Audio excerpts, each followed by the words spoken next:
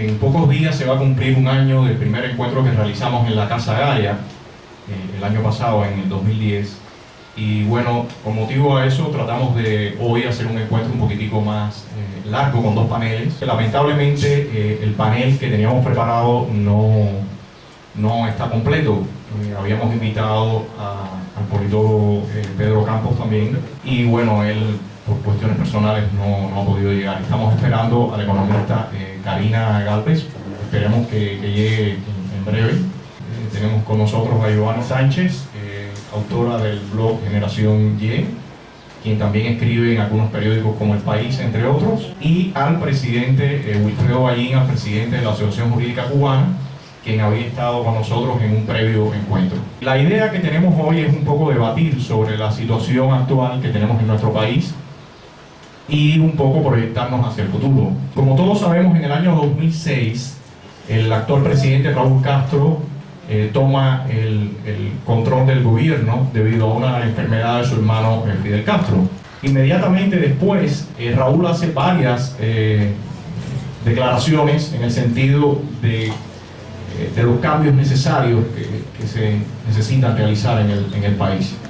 Principalmente se enfoca en la cuestión económica, aunque siempre ha quedado bueno que hay algunos otros cambios que deben en un momento u otro también ocurrir. Este año, después del Centro Congreso, después de la elaboración de los lineamientos, un extenso documento donde plantea el plan a seguir, bueno, hemos empezado a escuchar y a leer en el periódico, aunque no se han concretado todavía, algunos cambios en las legislaciones que se van a hacer, ventas de autos, ventas de viviendas. Entonces quiero, en este contexto, comenzar a preguntarle a los dos invitados para que nos describan un poco desde su perspectiva qué ven, cómo ellos conciben, qué momento ellos conciben que estamos viviendo en nuestro país. Y después, bueno, pasaremos un poco a discutir el futuro, cómo ellos, cuáles son los posibles escenarios que ellos prevén, y después pasaremos a las preguntas con el público. Giovanni, quería que un poco nos hables de la situación actual en Cuba de los medios digitales. Sí, bueno, primero, antes de empezar en ese tema, quiero agradecer que me hayan invitado aquí a compartir con personas que respeto. Es una pena que el panel no esté todo lo completo que nos hubiera gustado, todo lo diverso que hubiera sido perfecto para este encuentro, y sobre todo decir que a partir de ahora, todo lo que diga en esta sala obedece a la opinión personal de un individuo, ¿no? No represento ninguna tendencia política, no tengo un credo ni una ideología, ni soy parte de ningún grupo partidista, de manera que todo lo que digo parte de mi análisis de la realidad. Tampoco soy una analista en nada, soy una ciudadana que básicamente mira su entorno, se cuestiona muchas cosas y especialmente se pregunta cada día por qué el país donde vive no se parece al que le prometieron cuando niño, ¿no? Y a partir de eso voy a hablar como un individuo, como una diminuta ciudadana que observa esa realidad sin pretender caer en especializaciones ni en categorías. En torno a tu pregunta, Antonio, te debo decir que estamos viviendo un momento sumamente interesante en la Cuba de hoy, ¿no? Como mi fuerte es la palabra, el argumento, la información y dentro de eso los medios digitales, pues quizás por eso tengo un optimismo que se va por encima quizás de las expectativas de la gran mayoría de los cubanos, ¿no? Porque estoy viendo cómo se mueve, cómo ha encontrado espacio esa voz ciudadana. Aquí quiero hacer una pequeña salvedad. No creo que en Cuba podamos hablar de ciudadanos. En Cuba no hay ciudadanos. En Cuba hay 11 millones de individuos que son compulsados a comportarse o como soldados o como monjes. Como soldados que esperan órdenes o como monjes que tienen que acatar un credo del cual deben creer sin preguntar. Y también, bueno, pues una tercera categoría que conversaba con un amigo antes de entrar aquí, hay gente que sobre esta isla se comporta simplemente como un habitante más, como un número en las estadísticas, sin querer meterse en problemas, sin querer opinar, sin querer decir, ¿no? La sociedad civil en Cuba está maltrecha, fragmentada, no cuenta con instituciones realmente independientes. Lamentablemente, las llamadas ONG, en realidad, en vez de ser organizaciones no gubernamentales, son organizaciones neogubernamentales. y funcionan en la mayoría de estas instituciones populares, estas organizaciones de masas, etcétera, como poleas de transmisión que vienen del poder hacia abajo, no que representan los reales intereses de los ciudadanos frente al poder, que debería ser así. Pero bueno, lamentablemente hay un caso muy triste. El año pasado fue la propia CTC, el sindicato más grande del país y el único legalmente permitido, el que anunció y le pidió comprensión a los trabajadores por los despidos masivos, lo cual me parece una traición a los principios de un sindicato, ¿no? En ese plano que podría parecer gris, en penumbras de una sociedad civil fragmentada, sin voz, sin las estructuras legales para expresarse, que ya las explicará mejor Ballín, que es un especialista en eso, sin la posibilidad de asociarse libremente, pues hay un pequeño fenómeno que a mi juicio está moviendo opinión, está moviendo intención, está ayudando a canalizar la voz. Y ese fenómeno se llama Internet. A pesar de que las últimas estadísticas estatales dicen que solo 159 cubanos de cada 1000 tienen la posibilidad de navegar en la web, cifra que me parece engordada y falseada, puesto que en ese número están incluidas personas que lamentablemente solo tienen acceso a una intranet, una especie de simulación de vuelo de lo que es el ciberespacio. Bueno, pues a pesar de esa limitación, a pesar de que vivimos en una nación que no acaba de conectarse a la aldea global, Internet se está convirtiendo en un lugar de entrenamiento cívico. Esa es mi teoría, de alguna manera. Estamos haciendo en Internet un grupo de inquietos ciudadanos, sí, en este caso sí nos comportamos como ciudadanos, estamos ejercitándonos cívicamente, estamos encontrando un canal de expresión, estamos asociándonos más allá de las ideologías, por preferencias que van desde preferencias temáticas, de hobby, etarias, como decía el tristemente célebre ciberpolicía Eduardo Fonte. Estamos entrando a Internet y, oh, horror, saltándonos las barreras ideológicas. Sí. Una pregunta, ¿crees que todo el número de personas que está participando de esto es un incremento visible o realmente crees que no está incrementándose en el ritmo que se esperaría? Hay un incremento, sin lugar a dudas, pero es un incremento a la manera cubana. Esta isla es muy peculiar y muy contraria a todos los diagnósticos y los pronósticos que se hacen, ¿no? Entonces aquí el Internet yo digo que funciona transitivamente. Quizás una persona de las que está aquí sentada en el público se conecta a la web, copia en un memory flash, en una memoria, hasta en un obsoleto disquete o imprime una información que le interesa y a partir de esa información se pueden estar enterando del asunto 20, 50, 100 personas más. O sea, ese indicador de 159 ciudadanos que entran a la web en relación con 1000, yo creo que no evidencia realmente cómo está penetrando Internet en nuestras vidas. Basta tomar un auto colectivo, basta escuchar para oír a la gente hablar de fenómenos como Rebolico, un sitio de compra y venta, para escucharlos decir cosas como yo lo leí en Internet. Y yo creo que sí, que está entrando, lo que pasa que todavía de manera muy parcelada, todavía muy citadina. Estamos hablando de un fenómeno que es fundamentalmente de La Habana. En provincia, acceder a Internet es más difícil que encontrar agua en el desierto, ¿no? Y por otro lado, un fenómeno que está llegando, eso sí, me parece importante, a los actores de opinión. Un actor de opinión no tiene que ser un académico, puede ser un simple barbero que cada día tiene contacto con más de 10 personas. Ese señor se está enterando y a través de su voz, una transmisión viral, está haciendo informarse a otros tantos. ¿Cómo crees tú, Giovanni, que está influyendo esta nueva conexión entre los cubanos en el diseño de la sociedad civil actual? Está funcionando como un descubrimiento. De pronto hay gente que se queda helada y dice, existía esta pluralidad en esta isla, existían estos criterios. Eso me parece importante. Una nación tan policromática, no solamente en el tema racial, donde hay todo tipo de personas, todo tipo de colores sobre las pieles, sino además una nación realmente policromática en sus ideas, de pronto ha encontrado una válvula de escape donde mostrar todos esos matices. Y me he encontrado a personas que han descubierto de pronto tendencias anarquistas, socialdemócratas, tendencias de las más variadas líneas políticas en Internet. Yo creo que nos está ayudando a ser plurales, lo que pasa que con su consiguiente carga de castigo institucional, ¿no? Ballín, desde tu perspectiva como abogado, respecto a este punto que hablaba Giovanni de la sociedad civil, poco voy a ir no solamente a la sociedad civil, sino me extendería a lo que son las libertades individuales. ¿En qué contexto, cuál es el contexto actual en que tú crees que estamos viviendo en nuestro país? Bueno, primero que todo, y como hizo Giovanni, pues te doy las gracias, ¿no?, por invitarme por segunda vez a este evento. Bueno, nosotros que estamos recibiendo muchos casos en la asociación jurídica, tenemos una especie de un termómetro un poco para evaluar eso. Yo creo que hay una situación bastante difícil y que pudiera llevar incluso a la ingobernabilidad. O sea, los casos que estamos viendo son casos donde los derechos de los ciudadanos son violentados, donde hay una gran cuota de corrupción en todos los problemas legales, o en la gran mayoría de ellos, y nos parece que hay que buscar una solución y lo más rápida posible, porque pudiera ocurrir eso, movernos a una situación de ingobernabilidad. ¿Por qué? Bueno, las leyes se han hecho precisamente para normar la vida de la sociedad, y cuando las leyes no cumplen eso, o la sociedad no las tiene en cuenta para eso, pues pasamos a esa situación.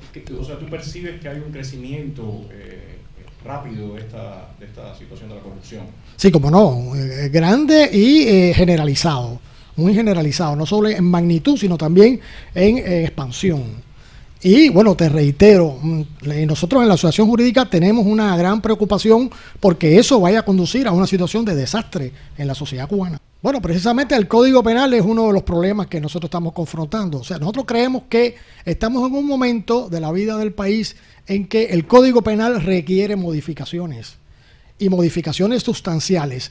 Nosotros pretendemos que la sociedad se mueva de la situación actual a una situación futura, pero siempre mediante la transición de la ley a la ley.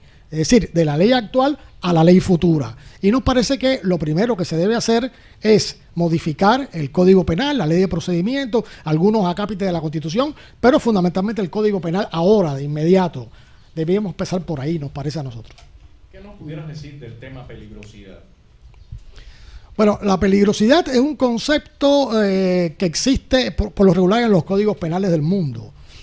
Estamos hablando de la peligrosidad como su nombre indica, precisamente es una situación de peligro que se da para la sociedad. Existen dos tipos de peligrosidad en los códigos penales, como te decía hace un momento. Está la peligrosidad predelictiva y la peligrosidad postdelictiva. Por lo regular, los códigos penales en el mundo recogen la peligrosidad postdelictiva. Es decir, cuando una persona ha cometido ya un delito, ha estado preso por algo, digamos por droga, a modo de ejemplo, y después la persona cumplió su condena, salió, está en la calle, pero se une con personas que se sabe que se mueven en el ambiente de las drogas, que compran, que venden, y esta persona se nuclea en torno a estos individuos, pues existe la sospecha bastante fundamentada que va a reincidir en el mismo delito. Y entonces la peligrosidad postdelictiva es precisamente eso. Dado la proclividad que la persona manifiesta a volver a delinquir en el mismo delito, pues hay una especie de adelantarse a los acontecimientos y la persona puede ser detenida y encausada de nuevo, inclusive aunque no haya cometido el delito, pero hay una tendencia, se ve evidentemente. Eso es la peligrosidad postdelictiva que recoge la mayoría de los códigos penales en el mundo. Hay una peligrosidad predelictiva, que es cuando la persona no ha cometido nunca un delito y es detenida y es encausada y presa. Por lo regular, esta peligrosidad predelictiva no se acepta en el mundo. Sin embargo, Cuba la utiliza mucho, bajo el concepto que es la proclividad del individuo a cometer un delito, aun cuando no haya delinquido jamás. Y eso es una contradicción con los preceptos que supuestamente el Código Penal cubano y las leyes penales cubanas recogen, que es reconocer a priori o sea, la inocencia del individuo que no ha cometido ningún delito. Por lo regular se establece en los códigos, la ley de procedimiento penal cubana, que la ley presume la inocencia de las personas. Es decir, ustedes lo pueden detener, lo pueden llevar a un juicio, pero en tanto en cuanto el tribunal no lo condene definitivamente, se está presumiendo todo el tiempo del proceso que usted es inocente, hasta tanto el tribunal no falle. La peligrosidad predelictiva contradice este principio, por cuanto lo están deteniendo, lo están encausando, lo están llevando a prisión cuando usted no ha cometido ningún delito. ¿Entiende? Y el tribunal no ha fallado de que usted esté en una situación delictiva confesa y demostrada, por supuesto. Esta concepción de que la peligrosidad es la proclividad que tiene el individuo para cometer un delito, la impresión que nosotros tenemos como un saco abierto, porque ahí puede entrar cualquiera. O sea, basta que las personas que evalúen esto consideren que sí, que tú estás en esa proclividad y punto. Y nos parece que esto se utiliza muchísimo y se ha dejado así precisamente para los casos políticos, para cuando hay alguna divergencia de tipo político y la persona no puede ser encausada porque no ha sido sorprendida en ningún delito flagrante, aplicarle el concepto de la peligrosidad y entonces encarcelarlo. Tenemos muchos casos de eso. Gorky Águila, tenemos muchísimos ejemplos de esto. No, quería preguntarle ahora a Giovanni, Sí. en tu experiencia en la blogosfera cubana, ¿en qué sentido tú ves que se ha podido ayudar quizás en algún momento a frenar algún tipo de caso en el que no ha estado, o sea, que se ha aplicado en una forma completamente arbitraria la ley o que no con todo el rigor que es necesario? Pienso que una de las maneras tan efectivas que hemos aprendido, al menos yo en estos últimos 4 años de escribir en un blog, es la importancia de narrarse a uno mismo, el escudo protector que es decir por anticipado y mientras ocurren los castigos que uno está viviendo, las situaciones, las alegrías también, ¿no? Eso ha funcionado como un elemento de persuasión también a la represión, ¿no? Por ejemplo, yo siempre, cada vez que alguien se me acerca y me cuenta un caso de injusticia judicial, de represión política, etcétera, le digo, nárrate a ti mismo, ve por la vida con las vísceras afuera, utiliza la transparencia como escudo y ha sido efectivo. He conocido muchos casos, el mismo que mencionaba de Gorky Águila, el cantautor de Porno para Ricardo, la banda de punk rock. En agosto del año 2008 estaba siendo encausado precisamente por peligrosidad predelictiva, sin haber cometido ningún delito. La presión que se hizo desde los blogs de dentro y de fuera de Cuba, la presión que se hizo por las agencias de prensa también, yo estoy segura que lo salvó como mínimo de 2 años en prisión. Recuerdo ahora mismo un caso muy famoso que es el de Pánfilo. Pánfilo también. A Pánfilo, ese es un caso donde la visibilidad lo hundió y lo elevó, ¿no? O sea, él llega a esa situación de desamparo legal, estuvo incluso encerrado en el psiquiátrico por un supuesto desintoxicación, etcétera, por la visibilidad. Era como un círculo rojo que se había hecho sobre su cabeza, ¿no? Y de pronto, esa misma visión que se había de él hacia dentro de Cuba y hacia afuera, lo protegió, ¿no? Ahora mismo no sabemos bien su situación, ¿no? ¿Crees entonces de alguna forma que las instituciones comienzan a prestar un poco más atención a este fenómeno del periodismo digital, del movimiento de información que se da en la red? Para bien y para mal están prestando mayor atención. Para bien porque a veces me sorprende gratamente abrir el periódico Granma, Juventud Rebelde o cualquier otro periódico nacional y descubrir frases nuestras. Descubrir que allí se está colando un discurso que hasta hace un año era un discurso de la oposición, de la disidencia, que la persona era satanizada cuando decía una de esas frases que ahora Raúl Castro repite en sus discursos, como que hay que escuchar al otro, que hay que permitir la discrepancia, etcétera. Esas eran frases que pertenecían al lenguaje exclusivo de la oposición y de pronto se están colando en nuestros medios. Eso me parece positivo. Por otro lado, te decía para bien y para mal, porque entonces, bueno, pues toman medidas, castigan. ¿Y cómo castigan? De múltiples maneras. La satanización de las personas críticas. Yo creo que ahora mismo es lo que más están haciendo. La estrategia ahora es dividir la sociedad cubana en compartimentos estancos que no se quieran mezclar. Lamentablemente, hoy también es un día que muestra eso. El hecho de que aquí falten otras voces que no nos den beligerancia, quizás a nosotros, es una muestra de cuánto ha calado esa sensación de vivir en compartimentos de puertas cerradas, donde no podemos mezclarnos, donde no debemos interactuar, donde el otro es el enemigo, ¿no? Y en Internet está pasando lo mismo. Campañas de difamación, ataques a nuestros blogs, un aumento artificial de la voz institucional y oficial en el ciberespacio, lo que yo llamo las brigadas de respuesta cibernética, que se dedican a insultar, a denigrar, ni siquiera llegan a un plano de la argumentación. Y todo eso está lloviendo sobre el fenómeno de la blogósfera alternativa y sobre el fenómeno del periodismo ciudadano digital. Sin embargo, yo creo que como tú decías, todo este flujo de información está surtiendo efecto. Te pondré el ejemplo que ahora para este encuentro yo estuve visitando a algunas personas que trabajan en instituciones oficiales, hablando con ellos para ver la posibilidad de que participaran. Muchos de ellos conocen de este tipo de iniciativas que se están haciendo desde varias partes de la sociedad. Bueno, yo soy optimista, yo creo que quizás en breve podamos empezar a tener ese tipo de intercambio. Vamos a ver qué tiempo toma. Yo también soy optimista. Lo que pasa es que los demonios hay que exorcizarlos en contacto con el otro. no puedes imaginarte de antemano lo que él va a decir, lo que él va a pensar, la forma en que él es. Tienes que conocerlo, debatir con él, acercártele y ahí se entenderán. Entonces hay personas en Cuba que están siendo satanizadas en los peores términos y probablemente sean los más revolucionarios que habitan hoy sobre esta isla, ¿no? Yo quisiera, Ballín, preguntarle qué, en nuestro contexto, qué él opina sobre la pena de muerte bueno, en la forma que se aplica en Cuba, los recursos de apelación que tienen las personas condenadas. Bueno, la pena de muerte es una sanción penal muy controvertida y hay una campaña internacional grande con tal de abolirla de los códigos penales. El problema de Cuba, más bien yo lo centraría en que la mayoría de las penas de muerte que existen en el Código Penal cubano son aplicables por problemas políticos. O sea, hay como 20 o 20 y tantas sanciones que tienen que ver con delitos políticos y que se sancionan con pena de muerte. Entonces, nos parece que el problema más grave está en que la pena de muerte se ha centralizado fundamentalmente en el problema político, en la discrepancia política. Y nos parece que eso es exagerado en muchos casos. Por lo regular, la pena de muerte se ha aplicado en algunos casos con juicios comunes, pero otros con juicios sumarísimos, como en el caso de las últimas penas de muerte que se aplicaron acá, porque ahora hay una moratoria con la pena de muerte que lleva un tiempo ya que no se aplica, pero la aplicación de la pena de muerte en un juicio sumarísimo deja a las personas en un estado prácticamente de indefensión. Sí, el último que yo recuerdo fue el caso de los 3 muchachos que secuestraron. Exactamente, sí. En un video que hizo Oliver Stone, sale la madre de uno de ellos protestando por la situación que había ocurrido con su hijo.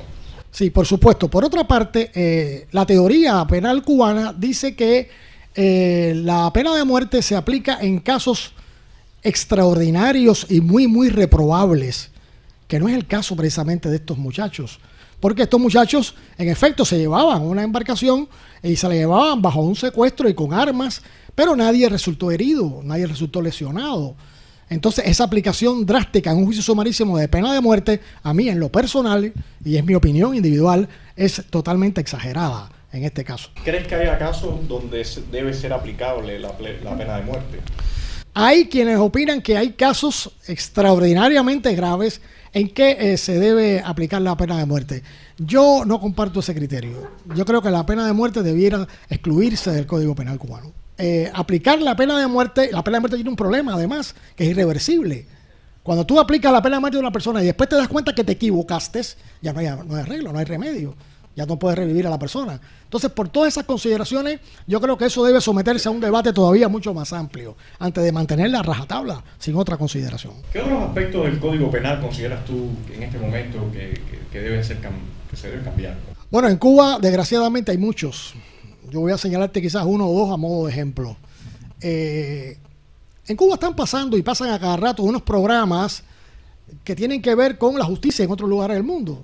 Por ejemplo, a mediodía ponen en la televisión un programa que se llama Caso No Resuelto, Detectives Médicos, una serie de programas de ese corte, donde queda de manifiesto cómo se maneja distinta la ley en estos países.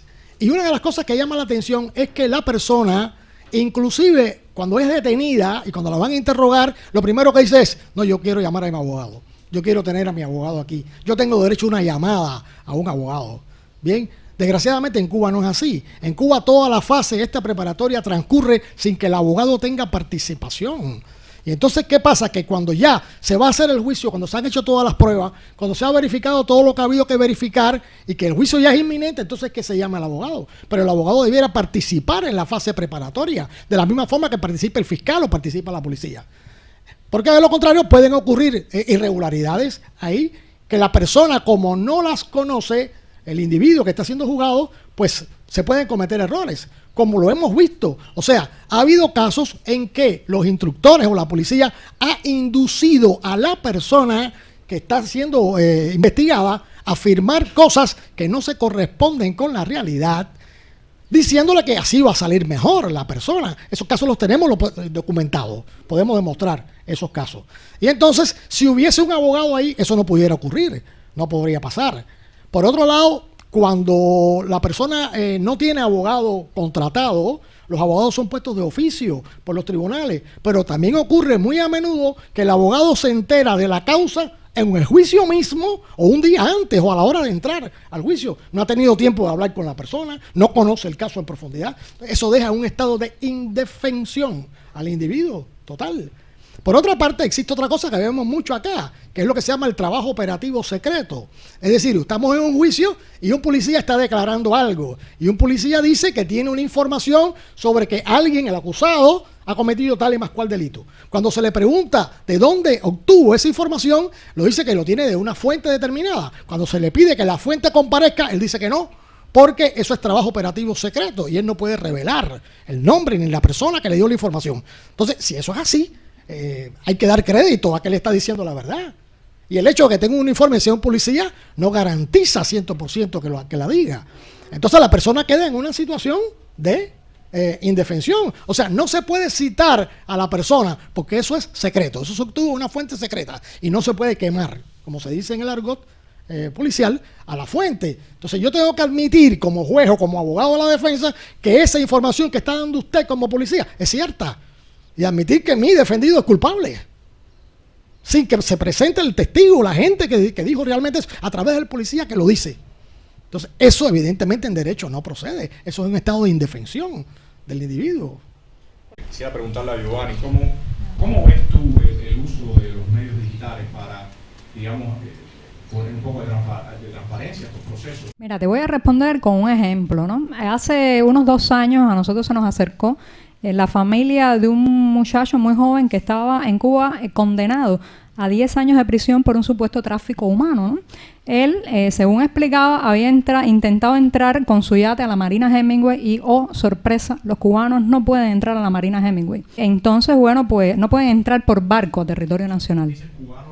Un cubano, gracias por la aclaración, un cubano que vivía hace mucho tiempo en Estados Unidos, ya tenía incluso pasaporte norteamericano, intentó entrar como turista, fue condenado a 10 años y él nunca se conformó, ¿no? Él siempre apeló que era inocente, que había pruebas, que en el GPS del barco se podía ver incluso que había habido una tormenta, etcétera. Y empezó desde la cárcel a proyectar su voz. Se logró abrir un blog y todo que se llamó Injusticia Notoria. Tuiteaba desde prisión, lo cual es un mérito increíble. Él llamaba a su familia, le dictaba los tweets, las familias a través de los móviles cubanos por SMS lo colgaban en internet y solamente estuvo 2 años en prisión. Salió hace unos meses porque utilizó la infraestructura digital desde la cárcel, desde el lugar más inhóspito y más desconectado que tiene esta ya isla de los desconectados, para clamar por su inocencia y por un proceso más justo. Se le hizo un juicio, claro, no se le absolvió, siempre tuvo que pagar los 2 años, supuestamente quedaron justificados legalmente como otra cosa, una entrada ilegal, lo cual era mucho menor que tráfico humano. Pero ese es un ejemplo que a mí me dio muchas luces. Y como ese hay muchos más. La propia asociación jurídica tiene un sitio de internet que ya no da abasto de todas las preguntas, de toda la cantidad de gente que se les acerca con sus casos, con sus dramas humanos. Entonces, hay un interés por abrir los baúles de la injusticia y utilizar las nuevas tecnologías para ello, ¿no?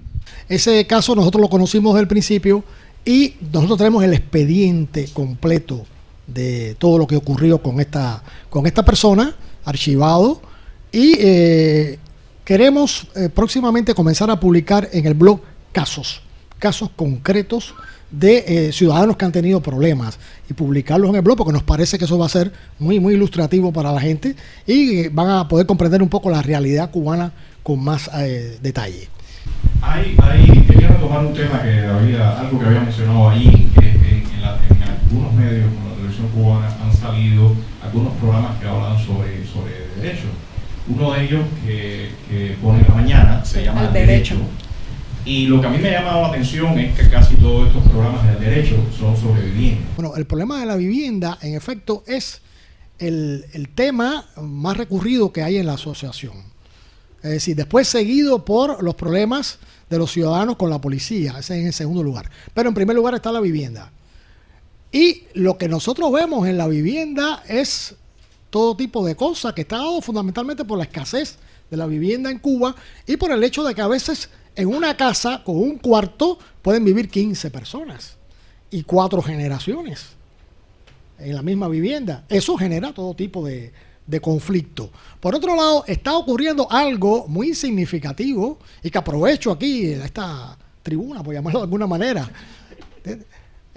para, bueno, dirigirme a las autoridades, y es que no sé si es porque se barruntan los cambios o porque si la gente piensa que la situación en Cuba va a cambiar, no sé, pero está ocurriendo de que a partir de la del propio Instituto de la Vivienda están ocurriendo una serie de extracciones de personas, de cambios de propiedades, de fraudes que se están dando con la vivienda, que a veces uno le parece que hay personas en la vivienda que quieren hacerse una casa, hacerse una propiedad de cualquier forma antes de que esto cambie, ¿verdad? Muy reiteradamente y de forma a veces descarada, abiertamente, prácticamente sin ningún tipo de subterfugio.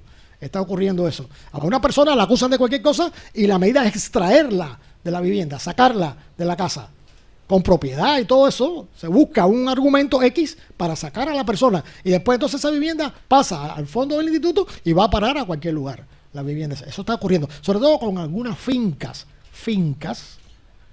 con una extensión determinada de terreno, etcétera.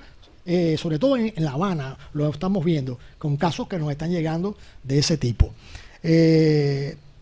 Quizás vamos a ver qué pasa si se autoriza por fin este problema de la venta, pero eso va a generar, evidentemente, cuando ya la propiedad vuelva a ser la propiedad, o por lo menos se requiera la propiedad, porque hay muchos problemas con la propiedad misma y muchas personas van a refutar la propiedad del otro o a invalidar la propiedad que alguien tiene, a reclamar una casa que se le quitó y que se vendió o que se le dio otro uso. Eso inicialmente va a ser un gran problema desde el punto de vista de la ley, aunque yo creo que bueno, después sí irá tomando eso su nivel, pero inicialmente, dado todo el caos que existe en este momento con relación a la vivienda, testamentos, invalidaciones, en fin, es una situación muy caótica que para ordenarla va a costar trabajo, evidentemente. Sí, esto yo creo que es un tema que siempre se ha evadido, el tema que tú mencionabas de personas que le han sido confiscadas las casas.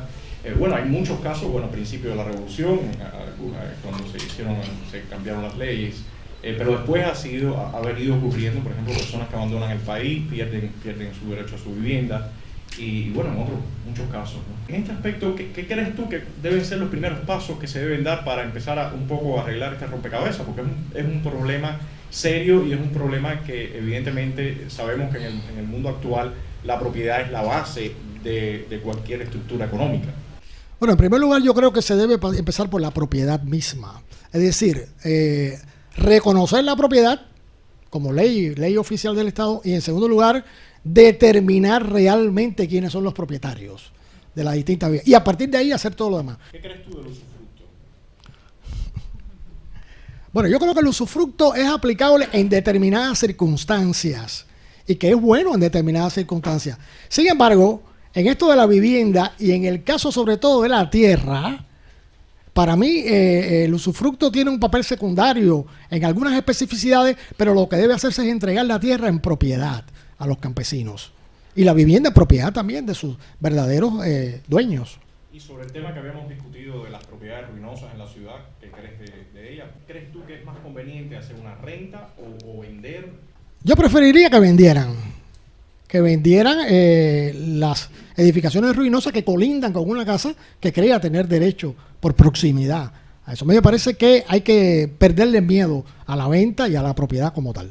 Al principio, que bueno, no quise cortarte, pero quiero regresar a ese punto, del caso que mencionaba Giovanni, del muchacho que entraba a Cuba, cubano, porque muchas veces uno entra acá, si uno reside en el exterior, primero hay categorías que solamente existen en Cuba, eso de que cubanos residentes en el exterior tienen cierto tipo de permiso, habilitación del pasaporte, todo este punto. Yo creo que ya en el mundo actual todas esas leyes quedan completamente idas de la realidad. Entonces, ¿qué crees tú del aspecto legal de todas estas limitaciones que se le plantea al cubano como permiso de salida, carta de invitación? O sea, todos estos puntos, ¿qué pudieras mencionar de eso? Bueno, el caso de Yamil es muy interesante porque con Yamil se daba una dualidad que me imagino que Giovanni recuerde, una dualidad muy interesante. Yamil era cubano en determinados momentos para las autoridades y era extranjero en determinados momentos también para las autoridades. Sí, cuando él había algo que pagar, él era extranjero y tenía que pagar en moneda dura. Cuando no tenía importancia eso, entonces él era cubano. Entonces se manifestaba esa gran dualidad. Evidentemente hay una contradicción por cuanto las leyes cubanas dicen que cuando una persona asume la nacionalidad de otro país, deja de ser cubano. Eso lo dicen las leyes nacionales. El cubano pierde la ciudadanía cuando se hace ciudadano americano o de cualquier otro país. Y por lo tanto no es ciudadano cubano. La ley cubana no reconoce la doble ciudadanía como sí pasa con otros países del mundo. Y entonces, ¿por qué tú crees que se sigue manteniendo esa dualidad? ¿Por qué el cubano tiene que entrar a Cuba con su pasaporte cubano? ¿Cuál es tu opinión con respecto a ese punto? Me parece que hay problema económico por el medio ahí. Yo creo que hay una situación económica con eso por dos razones. Por ejemplo, cuando se activó la inversión extranjera en Cuba, la inversión extranjera era dable solamente a los extranjeros. Pero se habló entonces de que los cubanos que tenían nacionalidad extranjera debían tener el mismo derecho a invertir en Cuba. Entonces es conveniente que no sean extranjeros para que no puedan invertir. Yo creo que hay muchas razones. Y para mí una de ellas es esa que te acabo de decir ahora. O sea, una forma de impedir la inversión de cubanos en Cuba porque son extranjeros. Porque ahora me conviene decir que son extranjeros. Y en otras ocasiones digo que son cubanos. O sea, creo que eso, entre otras cosas, no creo que eso sea lo único. Pero para mí lo que veo así más evidente, más claro, ahora, en una primera aproximación al problema, es eso. O sea, buscar la forma de cuando a mí me interese, yo diga que son cubanos. Y cuando no me convenga, digo que son extranjeros. Bueno, estamos en el caso que yo te había ido a comentar, que es mi propio caso con el asunto de un seguro médico. Como cubano que reside en el exterior, que viene y visita el país, tiene que pagar un seguro médico que es de 2.50 CUC diarios. La Constitución de la República dice que los servicios médicos son gratuitos para todos los ciudadanos cubanos, sin excepción. Sin embargo, este seguro médico, bueno, se le carga a los cubanos, a algún cubano que esté residiendo en el exterior. ¿Qué crees de eso? Mira, aquí tengo que remitirme un poco a la teoría. O sea, desde el punto de vista doctrinal, la Constitución es la ley suprema de la nación. Creo que habíamos hablado la vez anterior de eso aquí. Y ninguna otra disposición puede contravenir la Constitución. Y todo lo que se haga como reglamentación complementaria legal de un país que contravenga la Constitución de la nación en algo, cuando digo algo digo un punto, una coma, una letra, pues es nula de pleno derecho. Eso no puede ocurrir. Sin embargo, aquí nosotros vemos que eso pasa mucho. El caso tuyo es un ejemplo. O sea, tú eres ciudadano cubano y la asistencia médica es gratuita según la Constitución a los ciudadanos cubanos. Sin embargo, se saca una reglamentación, una ley, una disposición de mucho menor rango que el constitucional y se aplica. De eso hay muchísimos ejemplos. Todos conocemos aquí cuando en una época se decía que los cubanos no podían entrar a los hoteles. Y no podían entrar a los hoteles los cubanos. Sin embargo, la Constitución dice que los cubanos se domicilian en cualquier lugar de la ciudad, en cualquier hotel, en cualquier cosa. Otro ejemplo claro es lo que todos sabemos. Cuando han cogido un tren y han montado toda la gente que no son de La Habana y le han dicho para Oriente, ustedes no pueden estar aquí. Bien, eso es anticonstitucional. La Constitución no dice eso. Cualquier otra pragmática por debajo de la Constitución la contraviene. Y eso es totalmente absurdo. Totalmente ilegal, inclusive. Anticonstitucional. Las autoridades no debieran admitir eso. Johnny, a ti te han negado varias veces el permiso de salida, ¿no? ¿Cuántas veces son? Sí, Antonio, a mi pesar me he convertido en una persona que ha experimentado en carne propia todo el absurdo migratorio, ¿no? Me han negado el permiso de salida en 16 ocasiones en 4 años. Estoy ahora en el trámite número 17 para una beca de mujeres bloggers en San Diego y bueno, hay bastantes posibilidades para recibir el no número 17. Sin ninguna explicación, dicen frases muy críticas como usted no puede viajar por el momento, usted no está autorizada a viajar. Y sobre todo en esas oficinas a las que he visitado me he encontrado con mucha gente en casos similares. Por tanto, la negativa del permiso de viaje no le está ocurriendo a una minoría, le está ocurriendo a muchas personas dentro de este país. Ahora bien, retomando un poco la idea tuya de la pregunta a Ballín, para eliminar el absurdo migratorio cubano solo hace falta una cosa: voluntad política. No así, por ejemplo, cuando uno emplaza a algún funcionario oficial a cuándo van a terminar la dualidad monetaria o a cuándo se va a abrir a la compra y venta de casas, etcétera. Siempre hay un considerando de tipo económico, de todavía el país no, la economía no está lo suficientemente fuerte, hay que esperar. En el caso del permiso de salida, basta que el día 1 de agosto que se reúne la Asamblea Nacional y que no ha dicho para qué se va a reunir, o sea, hemos visto la convocatoria y no nos dicen cuáles van a ser las temáticas a discutir, basta que nuestros parlamentarios se vistieran de parlamentarios, levanten las manos unánimemente, como siempre lo hacen, y votaran por el fin del humillante permiso de salida y las humillantes restricciones de entrada. Por otro lado, esto se ha convertido en una verdadera industria sin chimeneas. Dicen que la industria sin chimenea es el turismo. No, la industria sin chimenea en Cuba, que da millones de dólares al año, es todo lo que tiene que ver con esa maquinaria de los consulados y de las oficinas de inmigración y extranjería. Entonces, estamos atrapados en eso. Lamentablemente, las víctimas no quieren hablar porque tienen la impresión de que si se callan, les van a dar el permiso en algún momento. Y entonces, bueno, pues los que logran tener el permiso se sienten felices, creen que así debe ser, que así es en todo el mundo y no reclaman por los otros. Entonces, estamos atrapados en eso y ahora mismo es el tema que con menos argumentos puede defender el gobierno cubano. O sea, el gobierno cubano se para en foros internacionales y puede explicar quizás por qué no permite por qué no despenaliza la discrepancia, por qué no permite la libre asociación, la libre existencia de partidos, pero no tiene un solo argumento para explicar por qué sigue amarrando a sus ciudadanos dentro y fuera de la isla, ¿no?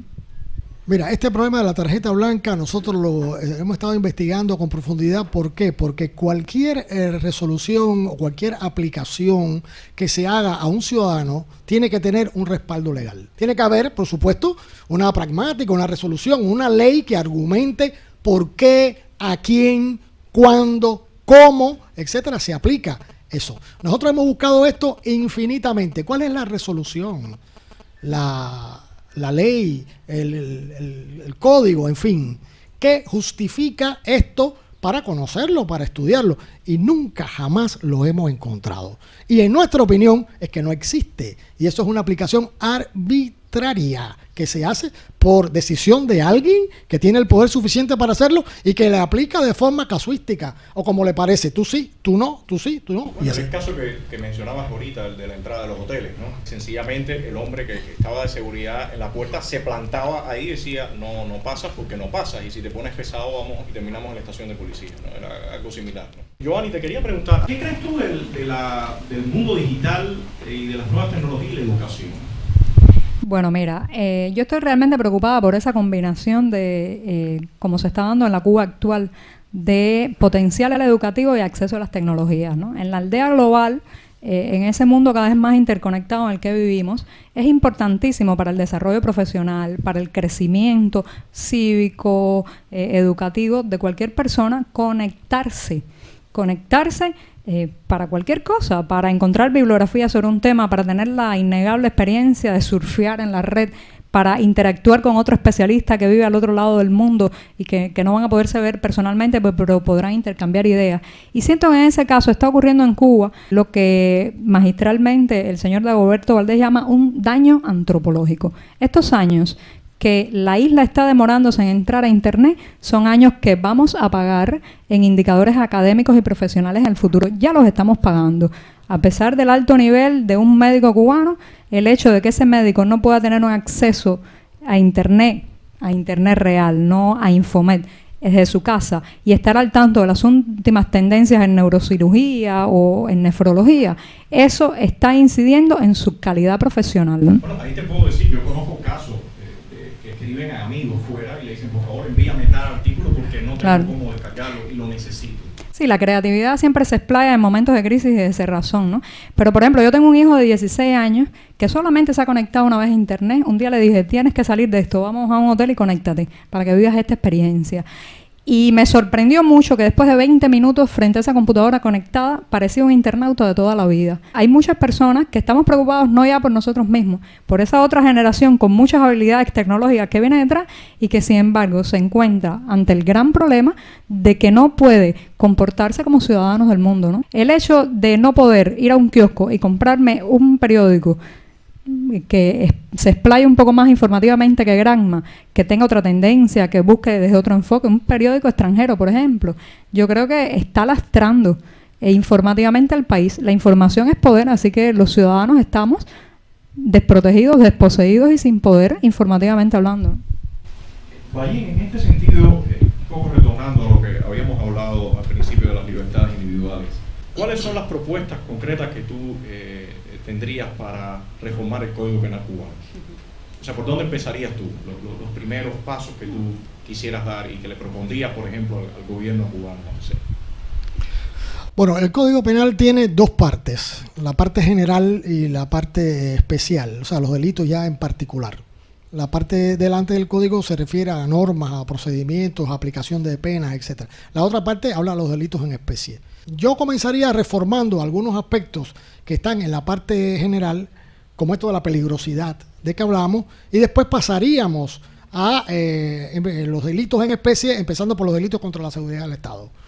Porque, como me decía un amigo mío, un periodista que yo quiero mucho, y que yo coincido con su criterio, hay que despenalizar la discrepancia política. Y el hecho de que una persona tenga un criterio X no significa necesariamente que hay que forzarlo a que lo cambie a través de la ley penal. O piensas como yo o te meto en la cárcel.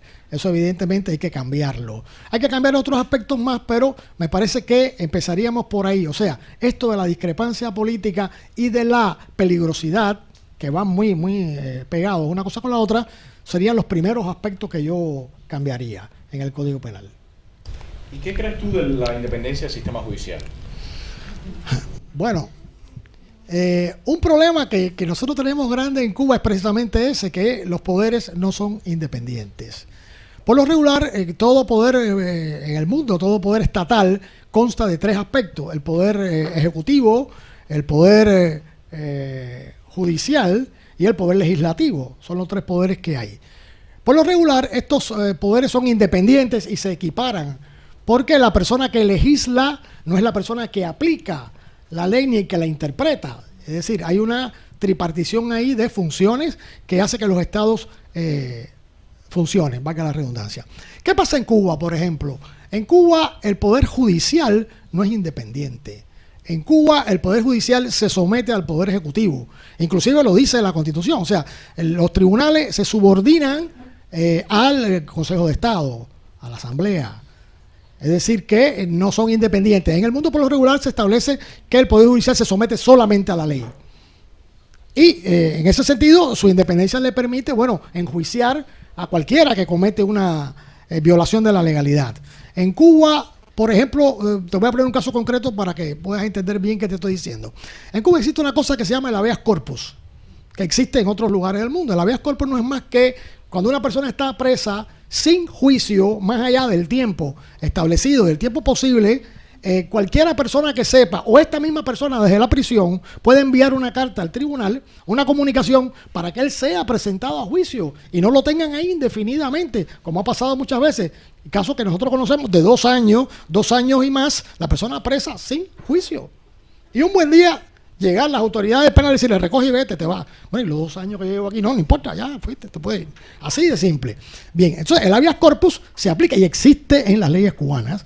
O sea, cuando un tribunal recibe una comunicación de que hay alguien preso sin juicio y sin las formalidades legales, debe decirle a la prisión que presente a este individuo, o si no lo hace, liberar pena de arresto contra el jefe de la prisión. Eso existe en Cuba. Ahora, ¿qué pasa? Para eso, muchas veces los ciudadanos acuden a un abogado. Le dicen: yo tengo a mi hijo preso, hace falta hacer un habeas corpus. Los abogados te dicen que no. No, yo no me voy a meter en ese problema, porque los abogados temen que cuando las autoridades del penal o los oficiales o la seguridad, que es el que tiene ese caso, se entere de que tú obligaste a que lo presentaran, vas a tener problemas tú como abogado. Bien, ¿qué pasa si los tribunales fueran independientes y nadie pudiera presionar a los tribunales de ninguna manera? Entonces las cosas serían distintas. Y eso fuera una de las cosas que yo quisiera que ocurriera lo más rápidamente posible, que el Poder Judicial en Cuba fuera total y absolutamente independiente, y que cualquier persona que fuera a meter la mano sepa que se la va a cortar, el tribunal se la va a cortar. Nadie, independientemente de cómo se llame, del rango, del grado, puede presionar a los tribunales, absolutamente nadie. Entonces los tribunales sí se someterían exclusivamente a la ley y muchas cosas serían distintas. Bueno, para terminar esta parte de conversación con ustedes y pasar ya al público, quisiera preguntarle a Giovanni, ella en un futuro, ¿cómo imagina que los medios digitales pueden ayudar a la transparencia judicial, económica, política, de todo tipo en el país?